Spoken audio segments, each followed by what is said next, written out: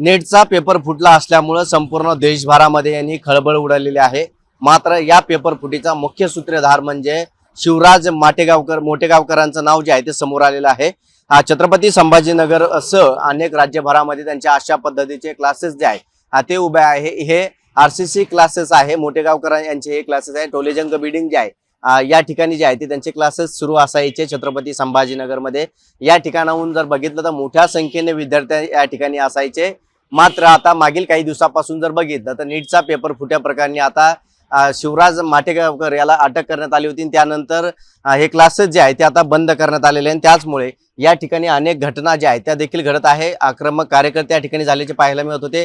काल जर या ठिकाणी जर पाहिलं गेलं तर महायुती असेल, महाविकास आघाडी असेल, यातील देखील कार्यकर्ते जे आहेत ते या ठिकाणी येऊन आक्रमक झाले होते आणि शिवराज माटेगावकर यांचे क्लासेसवरती त्यांनी बॅनर जे आहे ते देखील फाडल्याचा प्रकार जो आहे तो काल या ठिकाणी समोर आला होता।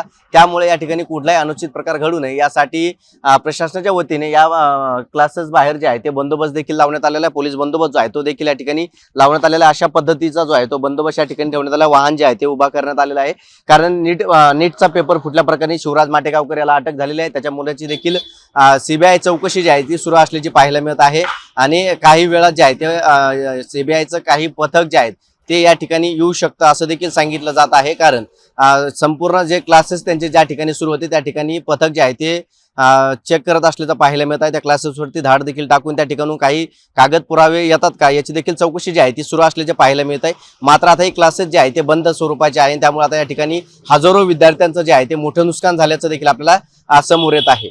कॅमेरा पर्सन संतोष सिरसाटसह विजय चिडे, छत्रपती संभाजीनगर।